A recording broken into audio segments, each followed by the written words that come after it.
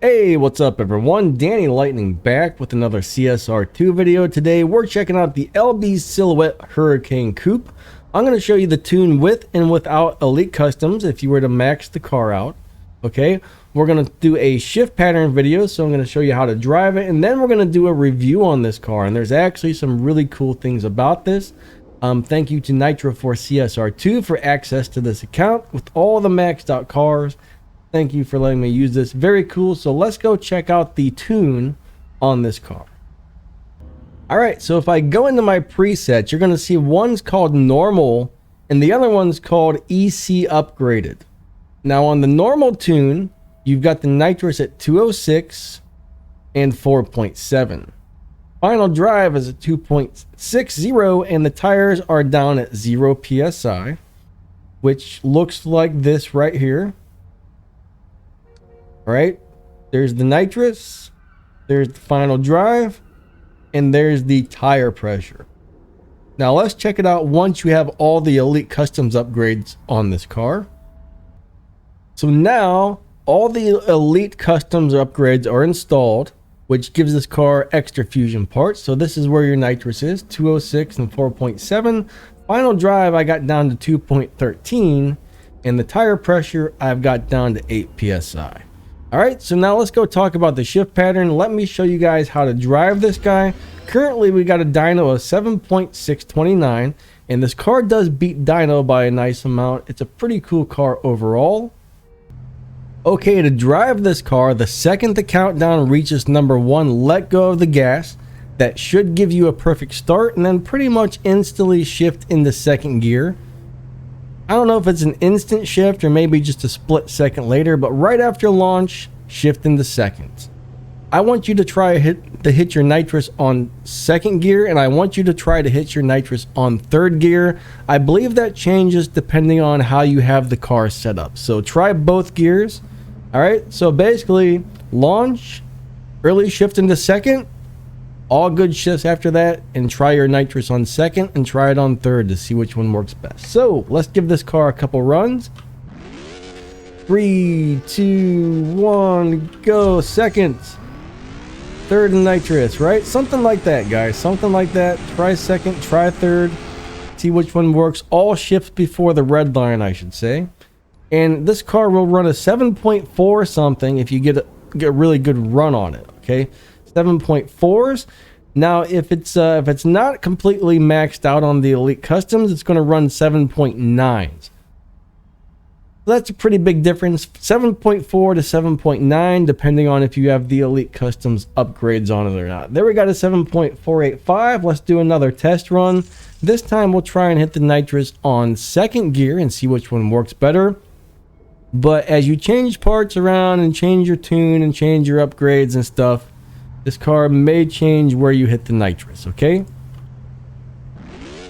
3, 2, 1, go. Second. Oh, I messed that one up, guys. I messed that one up. I got a kickback. I don't think you want that to happen on this car. I don't think you want that to happen on this car. So I probably ran a slower time. Well, there I got a 7.449. So I guess the kickback's not all that bad. It didn't hurt me at all. It actually ran a little bit faster with the kickback. Okay, I just did a little bit of research on this car, and I guess once you have all the maxed Elite Custom stuff, the kickback's not a bad thing on this car. If you get a perfect start, it's going to kick back on this one, and you know what? If you're getting the kickback, don't worry about it. It's not going to hurt you on this car. So what I did is I figured out these shift patterns, and then after I saw the kickback happen and noticed it was a little faster, I went back and looked on YouTube to see what other people were doing, and some people were trying to purposely get the kickback. So, kickback's a good thing, all right? Let's go ahead and try and run one more run on this, and then we'll do a little review.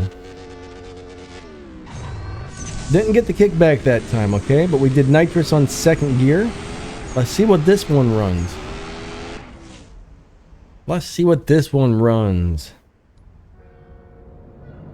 That ran a 7.6, so I find nitrous on third is much better. All right, nitrous on third is much better on this car than second when you have all the Elite Customs upgrades. That was actually pretty slow compared to the other 2 runs.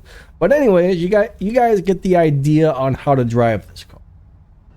So let's do a little bit of a review on this thing. Now you can get this to beat Dyno by up to 0.2 of a second. It's got 5 golden stars, and maxed out, it's got high Evo points. So this is going to be a great live racing car with or without the Elite Custom stuff.